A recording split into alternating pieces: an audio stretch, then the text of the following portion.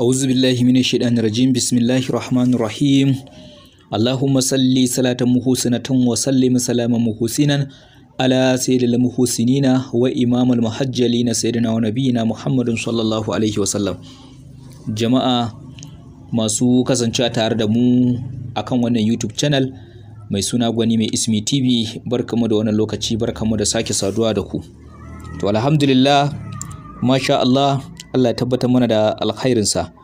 Wannan YouTube channel kamar yadda muka saba bayani wuri ne da yake fito da manyan asraru wato laƙunƙuna fa'idoji masu ƙarfin gaske dauka daga kan itatuwa, tsirrai da kuma fannin da ya shafi ayoyin alƙur'ani da surorin alƙur'ani zuwa fannin da ya shafi sunayen Allah, haka kuma fannin da ya shafi ilimin falaki ma'ana ilimin taurari, da kuma ɓangaren da ya shafi ilimin astrology wato ilimin da ya falakin shi ma dai har ila yau, amma ɓangaren ilimin tanjim da kuma ɓangaren astronomy wato ilimin falaki kenan, hisabi.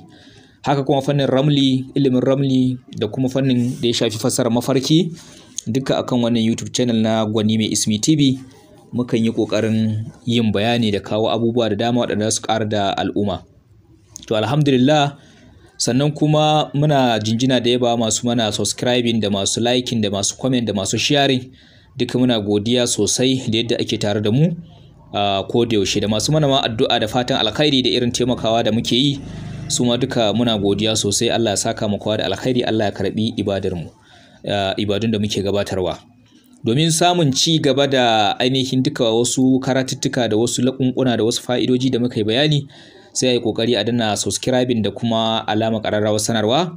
Ta hanyar haka ne zai sa duk sanda muka saki wani sirri ko wata fa'ida a sanar da kai ko a sanar da ke, ma'ana ta hanyar danna subscribing da kuma alama ƙararrawar sanarwa.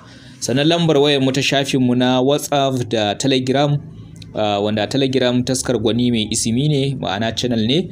WhatsApp kuma da ita muke. WhatsApp lambar ita ce +234 81 33 33 2289, ma'ana plus 234 81 33 33 2289. Ita ce lambar da muke yin WhatsApp da kuma shafinmu na Telegram channel ɗinmu ba. To alhamdulillah, masha Allah, Allah ya tabbatar mana da alkhairinsa. Yau za mu dubi wata babbar matsala ce wacce takan dami al'umma da daman gaske, za mu bayani a kanta. Wannan matsalar ita ce jinnu, ma'ana iska ko a ce iskokai, aljanu. Wasu kan ce aljanu, akan ce iskokai, akan ce mutanen ɓoye, duk dai ga dai sunaye daban-daban da akan kira su. To akwai fa'idoji daban-daban da akan yi domin samun waraka game da wannan lalura ta shedanu, ma'ana ta iska da suke damun mutane. Kuma a cikin jinsin mutanen nan akwai maza akwai mata, haka su ma cikin jinsin waɗannan shedanu, ma'ana aljanu, akwai maza akwai mata. Saboda haka akwai matsaloli da daman gaske da shedanu, ma'ana jinnu, suke haifarwa da ɗan adam ko suke haifarwa da 'yar adam, ma'ana namiji ne ko mace. Za mu kalli wasu kaɗan daga ciki da fa'idoji da ya kamata a kula sosai gurin samun nasara domin samun kuɓuta daga sharrinsu. Akwai jinnul ashik, ma'ana jinnul ashik shine wanda suke ainihin auren mutum. Ma'ana idan mace ce, idan tana da jinnul ashik, wato wanda ya aure ta, to zai zamanto yana ainihin mu'amala da ita, yakan iya zuwa mata a siffar namijinta ko kuma a siffar wani namiji daban. Yakan iya saduwa da ita, ma'ana jima'i, yana kwanciya da ita lokaci bayan lokaci. Kai wani lokaci ma idan abin ya yi tsanani har da ba sai lalle a bacci ba, a farke takan ji wasu yanayi na alaman kwatankwacin haka. Sannan kuma haka shi ma namiji akwai jinnul ashik, wanda yakan, ma'ana aljana mace da takan yi mu'amala da shi, wanda takan ainihin zuwa mashi lokaci bayan lokaci, wani lokaci a bacci, wani lokaci in abin ya yi tsanani ma a farke. To saboda haka za mu kalli wato yadda mutum zai gane wato yana da aljana, ma'ana aljani ko aljana. In mace ce ta gane ta akwai wani shedanin aljani da ke bibiyarta, ko kuma in namiji ne ya gane akwai wani shedaniyar aljana ko wani aljani da ke bibiye da shi. Da farko za mu kalli ɓangaren wanda ya shafi maza. Wasu irin lalurori ne idan Allah ya jarabci mutum da su yakan iya gane cewa lallai yana fuskantar matsala ta jinnu ko ta iskokai ko kuma ta mutanen ɓoye. Duk da su iskokai ɗinnan suna da mazauni wurare daban-daban, irin su kan bola, irin su tsohuwar rijiya, irin su kogi, irin su makabartu, irin su rami, irin su ga sunan dai da wurare ba haya, ma'ana inda ake bayi da sauransu, irin wurin wanke-wanke, irin su kan itace, irin su gindin bishiya, inuwa da makamantansu dai haka. Akwai wurare da daman gaske waɗanda suke nan ne mazauna matattara iskokai da jinnu da sauransu. Kuma akwai hanyoyin da akan haɗu da su da daman gaske.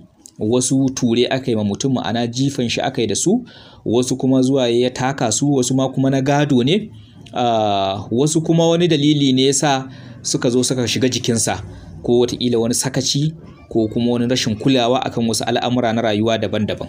To a takaice dai koma dai ta yaya ne misali aka sami lalura ta jinnu, akwai yanayi da ake riska ko ake kasancewa a ciki, musamman idan har ya zamanto jinnin nan sun taɓa mutum ko sun kama shi ko sun haifar mishi da matsala a tattare da shi.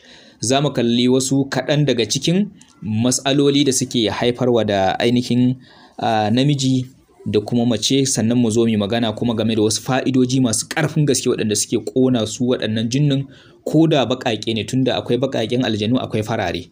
To komin masifar su insha Allahu rabbi za a sami kubita da kuma nasara da gane da wasu fa'idoji da za mu yi magana akai. Amma dai yanzu ta ɓangaren namiji idan ya fuskanci lalura to ko in ce matsala ta abin da ya shafi jinnu, to na farko akwai rashin wato sha'awar aure ko jima'i.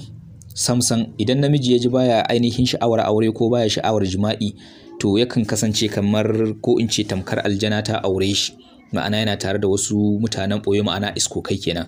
Sannan na biyu akwai ƙin miƙewar gaba sanda kai nufin ainihin yin jima'i, alhali kuma a haka kawai sai kuma gaban mutum ya rika tashi ya rika miƙewa, ma'ana al'auran mutum sai ya zama to bai miƙewa kwata-kwata duk sanda ya yi yunƙurin yin jima'i da iyalinsa, ma'ana da matansa, to sai ya zama to gaban ya kwanta ya ƙi miƙewa. To wannan ma yana nuna akwai yiwuwar alamar shafar lalurar jinnu. Sannan kuma akwai ƙin fitowar wato ruwa yayin jima'i, domin aljanin yana ainihin iya zama a cikin marainan mutum. Misali lokacin inzali da ya kamata a ce mutum ya kawo bayan lokacin da yake saduwa da iyali, sai ya zamanto kuma ruwan ya ƙi fitowa, saboda jinnu sukan zama akan 'ya'yan marainan mutum lunsayeni, sai ya zamanto sun riƙe ainihin fitar ruwan. To wannan ma matsala ce sosai. Sannan na hudu akwai irin saurin gajiya yayin jima'i da kuma rashin iya komawa. Misali da mutum ya fara sai ya ji gabaki ɗaya jikinsa ya mutu, kuma idan ya iya yi sau ɗaya sai kuma ya ji ba zai iya ƙara komawa ba. To wannan ma matsala ce mai girman gaske da ta shafi jinnu da sukan taɓa wannan fannin. Sannan na biyar akwai jin motsi kamar tafiyar wani abu, ma'ana mutum ya riƙa jin motsi a cikin jikinsa kamar wani abu yana masa yawo da sauransu. To duk wannan shi ma yakan kawo matsala ta iska ta jinnu. Sannan rashin cimma buƙatar jima'i, ma'ana idan aka ainihin kwanta da iyali sai ya zama to an kasa samun ainihin gamsuwa, an kasa samun gamsuwa sosai yadda ya kamata, to shi ma wannan yakan iya kawo matsala ta iska, ma'ana jinnu da shauransu ba. Sannan in ka yi nufin ma'ana yin jima'i sai bacci ya ainihin ɗauke ka, sai ka ji gaba ɗaya kawai kasala, ka ji bacci ya rufe ka, da zarar ka yi niyyar yin mu'amala da iyali sai ka ji ba ka iya yi. To wannan ma akwai nau'i da yanayi na shaidanu, ma'ana jinnu iska kenan, ko aljana ko wani aljani da suke tattare da mutum. Sannan kuma har ila yau da ka yi niyyar yin jima'i kawai sai ka ji ka kawo. Akwai wanda da zaran ma ya yunƙura zai yi kafin ya kai ga shiga ainihin gaban mace, ma'ana su fara saduwan, to sai ka ga ya riga ya yi inzali tun ma kafin ya kai ga yin. Wannan ma shi ma matsala ce babba wance tana da alaƙa da iska. Sannan komawar gaba, ma'ana misali mutum gabansa ya riƙa ƙanƙancewa da kuma ainihin shigewan 'ya'yan maraina 'ya'yan marainan mutum sai su rika koma kamar ciki ko kuma ya zamanto sun shige, sannan kuma gaban mutum shi ma ya koma ya kankance. To shi ma wannan yana kawo matsalar abin da ya shafi jinnu na iska da sauransu, duk da akwai wasu matsalolin da sukan iya kawo hakan kamar irin su sanyi da makamantansu dai, amma dai lalurar jinnu ita ma takan kawo shigewar gaba da kuma ma'ana kankancewar gaba da kuma shigewar 'ya'yan maraina cikin ciki. Sannan yawan ciwon kai da kuma bacin rai, bacin rai ba mara dalili haka nan, sai ka ga mutum kan shi na yawan ciwo sannan kuma ran shi na yawan ɓaci, ba wani abu aka yi mishi ba, sai kuma yawan faɗuwar gaba, haka kawai ba dalili. To wannan shi ma yana ainihin haifar da lalura ta abin da ya shafi iska. Duk wani muna yin bayani ne game da abin da ya shafi maza da sauransu, ma'ana lalurorin da suke haifarwa idan jinnu sun ainihin kama su ko sun taɓa su. Sannan haka kawai sai ka ji ka tsani matarka, ma'ana mutum haka kawai sai ya ji baya son iyalinsa ko kuma bai ma ƙaunar ya ganta kusa da shi. To wannan ma duk yana alamta yanayi na lalura na iska na jinnu da suke bibiye da lamarin mutum ko suke tare da shi. Sannan yawan mafarkin kana ainihin saduwa da wata mata, ma'ana mutum ya rika yawan yin mafarki yana jima'i da wata mace ko kuma yana saduwa ko yana kwanciya da sauransu, shi ma wannan duk kan alamta ko yana kawo jinnu sun auri mutum ko kuma suna ainihin gab da su aure shi da sauransu. Wani lokacin abin ma ya tsanani har a farke zai ji kamar yana mu'amala da matan da makamantansu, ba wai lalle yana bacci ba.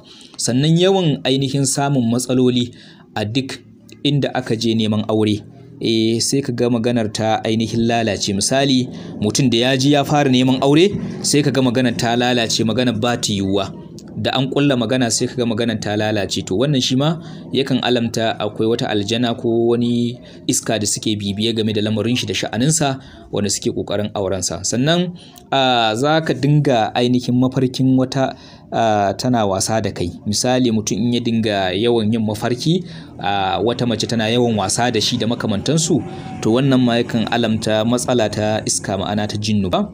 Sannan matsananciyar ainihin sha'awa da ainihin tsoron mata. Akwai wanda za ka ga da zarar ya ga mace ba zai iya yi mata magana ba, sannan kuma Allah ya jarabce shi da sha'awa mai tsananin gaske. To shi ma wannan duka yana magana akan lalura ta abin da ya shafi iska, jinnu da suke tattare da shi da suke bibiyar shi. To waɗannan kaɗan kenan daga ciki, suna da yawa, ba su kenan ba yanayin alamomin da yanayin da akan ji da sauransu. Sannan wani lokaci ma rikicewan harkokin mutum da al'amuransa na yau da kullum, ya kasa gane baya, duka yana da alaƙa da shi ma taɓawar jinnu. Duk da yanzu muna magana ne akan jinnul ashik, waɗanda suke auren mutum ko suke mu'amala da mutum haka da sauransu ba. To akwai illoli da jinnu wa'ana shedanu aljanu mutanen ɓoye makarai kenan suke haifarwa da daman gaske. Sannan yadda ita kuma ainihin mace za ta gane aljani ya aure ta ko kuma suna tare da ita ko suna yawan bibiya game da sha'aninta, shine yawan ciwon ciki mai ainihin tsanani da jin motsi a cikin, ma'ana a cikinta ba, ta rika jin ainihin kamar motsi a cikin cikinta, sannan kuma da yawan ciwon ciki mai tsanani.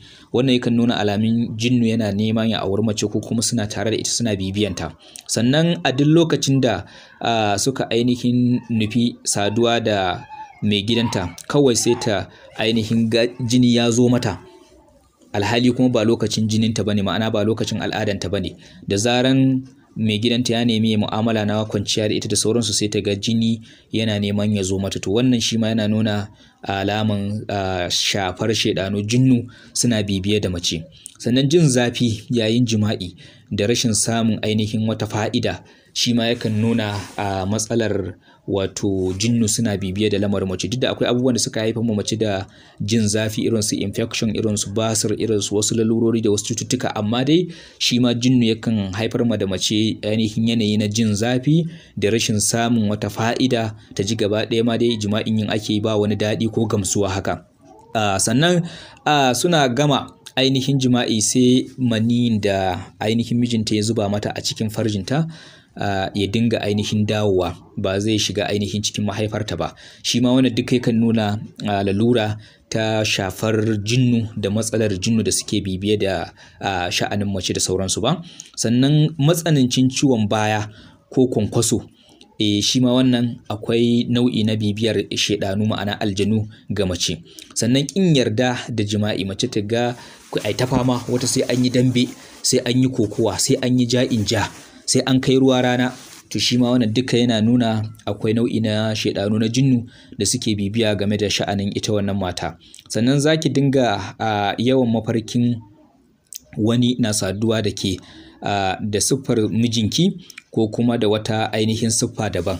Shi ma wannan duka yakan nuna mace aljani ya aure ta ko kuma yana gab da aurenta. Ma'ana mace ta dinga yawan mafarki wani na saduwa da ita da siffar mijinta, ko kuma ta rika ganin wasu yanayi na alamin mu'amala da yake da ita daban-daban da sauransu ba.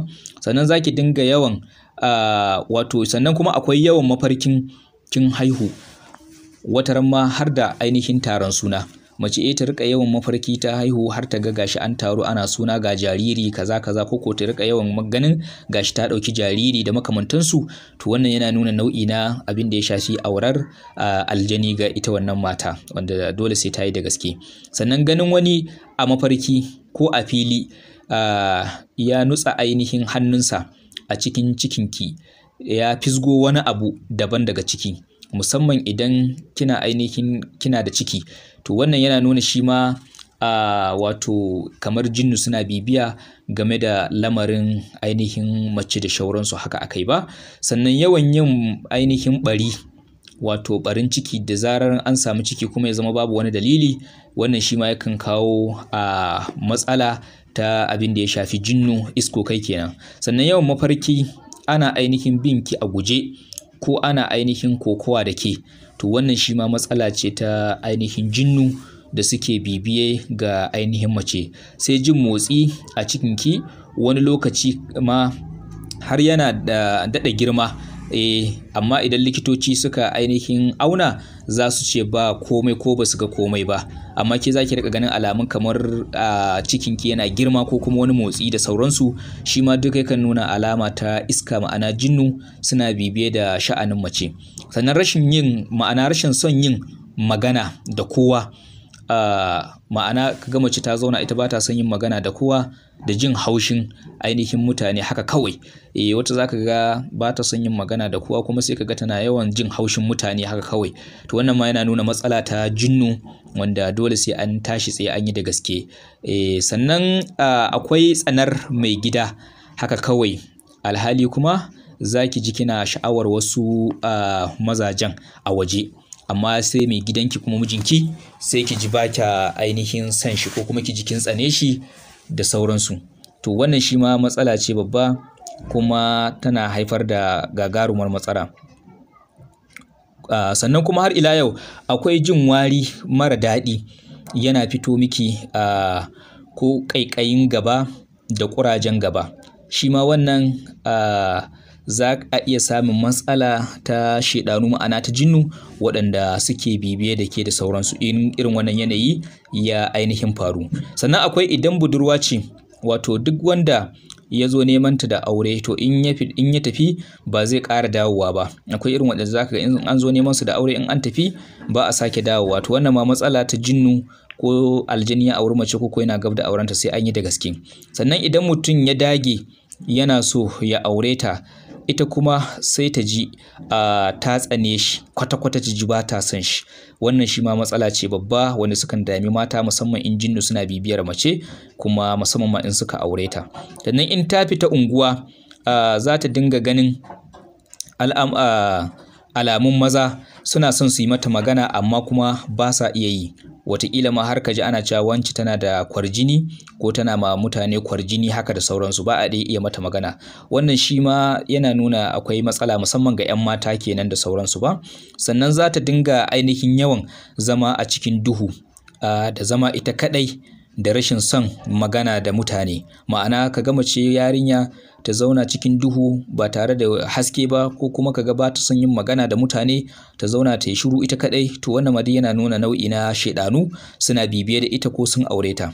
Idan yarinya tana ainihin zuwa makaranta, za a ga ainihin karatun yana ainihin raguwa, ma'ana ƙoƙarinta ko fahimtar ta abubuwa suna raguwa sosai, kuma tana ramewa, ma'ana sai a ga kamar ana ɗibanta tana ainihin bushewa. To wannan ma akwai matsala ta jinnu, sai an yi da gaske. Sai yawan ainihin ciwon kai da ganin jiri ko yawan yin jiri, haka mace kamar ta ga tana jiri yana nema ya ɗauke ta kuma kai yana tsananin ciwo.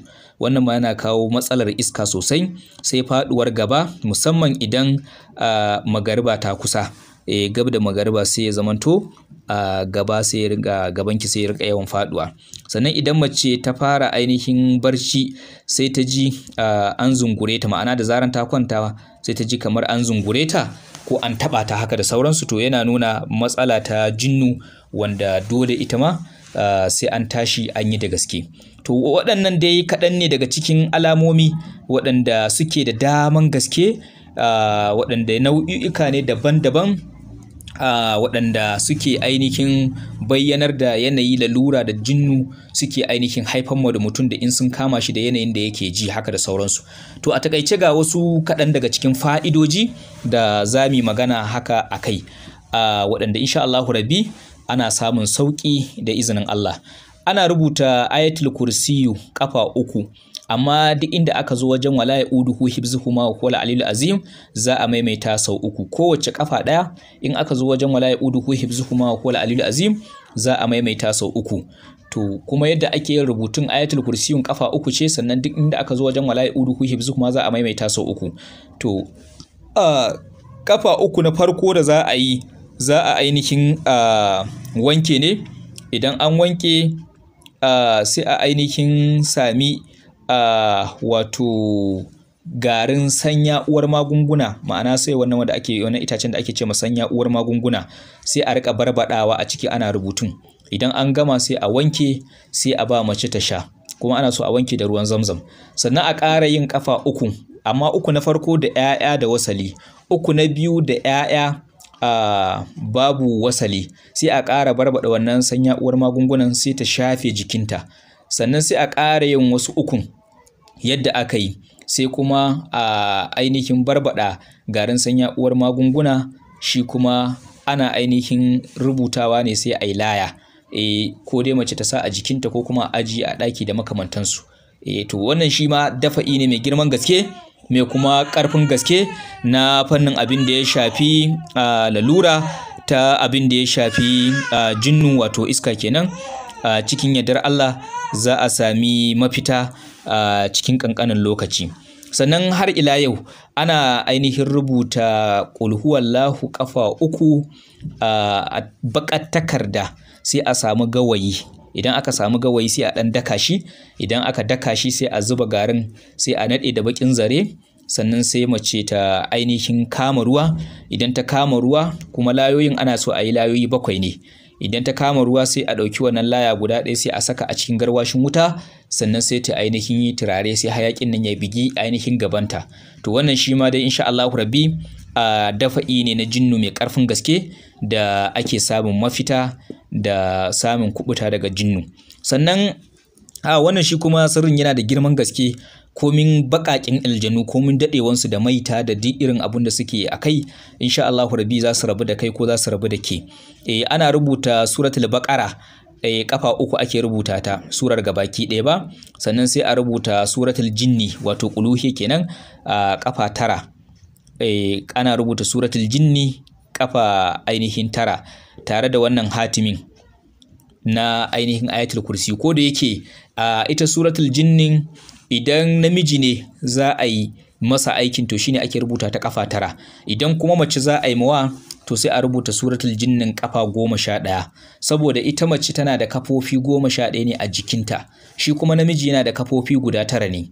Kuma kafofin nan su ne: ido kafa ce guda 2, sannan hanci kafa ce guda 2, kaga an samu 4. Sannan kunne kafafe ne guda 2, an samu 6 kenan. Sannan baki kafa ce guda 1, kaga an samu 7 a matsayin tsawon a kai, an samu 7 kenan. Sannan akwai gaban mutum, ma'ana azzakarin mutum, sannan akwai kafa guda 1. Sannan akwai dubura, ma'ana bayan mutum, inda mutum yake bayan gida, akwai kafa guda 1. In ka haɗa ga 7 ga 2 shine zai baka 9. To ita kuma mace baya ga kai da take da guda 7, ma'ana ido da hanci da kunne da baki 7, sannan da gabanta da kuma bayanta to kaga an samu tara, to akwai kuma mama, ma'ana kirjinta kenan nono, saboda ana kaddara mace ko da jaririya ce yau aka haife ta in dai mace ce, to in Allah ya raya ta zuwa gaba akwai kafafe guda biyu a kirjinta wanda za ta rika shayar da dan da Allah ya bata ko yadda Allah ya bata da sauransu. To shi yasa ita mace ake mata kafa 11, shi kuma namiji ake mishi kafa 9. Sannan sai a rubuta ainihin wannan hatimin, wato hatimi ne na kursiyu mai ban al'ajabi, mai ban mamaki, sai a rubuta shi. Shi kuma hatimin za a rubuta shi ne a kafa 3. Bayan an yi waɗancan rubutun na bakara da kuma suratul jinni da shi hatimin, sai a ainihin sami ainihin kaucin tsamiya da bayan tsamiya da bakin algarib, da bakin algarib. Bayan tsamiya shi ake cewa bakin gari, so shi ne ake kira wasu bawo na tsamiya kenan. Sai kuma bakin algarib, sai a dake su sosai su ainihin zama gari, sai a ainihin zuba su, sannan sai a sha. In an zuba su a cikin rubutun sannan sai a sha. Sannan kuma sai a ainihin rubuta suratul baqara kafa 1, sai a rubuta suratul jinni kafa 3. Sai kuma wannan hatimin da muka yi magana na ayatul kursi, shi kuma sai a rubuta shi kafa 1, sai a wanke da ruwan zamzam, sai a sa ainihin kaucin tsamiya da bayan tsamiya dinnan da muka yi magana, bakin gari kenan. Sannan sai a sa bakin algarib, sai kuma a ainihin buga wani bugu da ake ce mishi ahamun gubbari. Shi kuma wannan sai an samu malamai mabuga hisabi waɗanda suka iya fitar da alƙalma na hisabi. Akwai wani bugu da ake ce mishi ahamun gubbari, to ana buga wannan bugun tun daga farkon shi har ƙarshe so 41. Sai a kwashe ƙasar, sai a haɗa da wannan gabaki ɗaya, sai a ainihin kwashe ƙasar bugun gaba ɗaya, sai a ainihin zuba cikin waɗannan rubutun da aka yi. Sannan a riƙa ainihin shafe jiki da shi. In za a ainihin kwanta bacci kenan, sai a kuma ainihin kwanta, ma'ana bayan an shafe jiki, sai kuma da safe. To wannan insha Allah rabbi duk irin tsananin dadewan aljani da kuma bibiya game da lamarin rayuwa da sauransu, insha Allah rabbi za su rabu da kai ko za su rabu da ke cikin gaggawa da izinin Allah. Sannan kuma shi wannan hatimi dai na kursiyu, ana rubuta suratul baqara kafa 3, sai suratul jinni in mace ce a rubuta mata kafa 11, sannan in namiji ne a rubuta mishi kafa 9. Sai wannan hatimi a rubuta shi kafa 1, sai a sami bakar kaza wulik, sai a ainihin yanka ta. In aka yanka ta sai a dafa da wannan ruwan rubutun, amma ainihin rubutun ana so a sami bakin algarif da kuma bakin kajiji, a sa su a ciki, a hada a dafa. Sannan sai a ba wanda yake fama da lalurar jinnu. In namiji ne to a sami, in so samu bakin zakara, in mace ce a sami bakar kaza, sai a dafa, sai a bashi ya ci. To insha Allah rabbi zai sami waraka, kuma in Allah ya so yarda waɗannan jinnin za su rabu da shi ko za su rabu da ita da izinin Allah. Sannan akwai wani aiki mai girman gaske, kursiyu ce ake karanta ta kafa 1, amma idan aka zo wajen wala yauduhu hifzuhuma wa huwal aliyul azim, za a maimaita wannan sau 70,000. Za a maimaita har sau 70,000. Wannan aiki ne babba mai girman gaske, za a iya sa mutane su yi, ba sai lalle amma a yi da niyya akan mutum. To insha Allahu rabbi in ko mutum ne zai iya a hankali har ya hada adadin. Sirri ne dai mai girman gaske na koran jinnu da kuma warware matsalolin jinnu da kuma samun waraka da fa'ida game da su. Saboda haka akwai turarruka da kuma wasu fa'idoji na jinnu da zamu dora nan gaba insha Allahu rabbi, da wasu hayakai da ma sabulu da za a hada da sauransu duka na jinnun, da kuma abubuwa da zamu ƙara yin bayani waɗanda yake insha Allahu rabbi masu sauki, da kuma waɗanda zai zamanto za su ƙona koda baƙaƙe ne aljinin, kuma koda sun daɗe ne insha Allahu rabbi za a sami waraka. Saboda haka dai a yi ƙoƙari a danna subscribing, sannan a danna ƙararrawar sanarwa. Ta hanyar haka ne zai sa duk sadda muka saki wani sirri ko muka kawo ci gaban wani lakani, za a sanar da kai ko a sanar da ke. Sannan kuma kamar yadda muka ce, lambar mu ta shafin mu na WhatsApp ita ce +234 81 33 33 2289, ma'ana +2 3 4 8 1 3 3 2 8 9 wannan ita ce lambar mu ta shafi mu na WhatsApp da kuma group din mu na Telegram wato channel din mu mai suna taskar gwani mai ismi. Za mu takaita anan insha Allah rabi za mu dora gaba. Alhamdulillah, Allah tabbatar mana da alkhairin sa, Allah ya karbi ibadar mu, ya mana maganin duk abin da zai dame mu. Sannan kar a manta a rika kulawa da yawan azkar na safe da na dare kafin a kwanta bacci, kuma sannan a rika kokarin zama da alwala, wanda shi zai taimaka ya sa samu sauki na wasu lalurori na shedanu na jinnu, kuma a rika kulawa da addu'o'i irin su shiga ban daki da dai sauransu. Alhamdulillah, gwani mai ismi TV ina makuwa fatan alkhairi.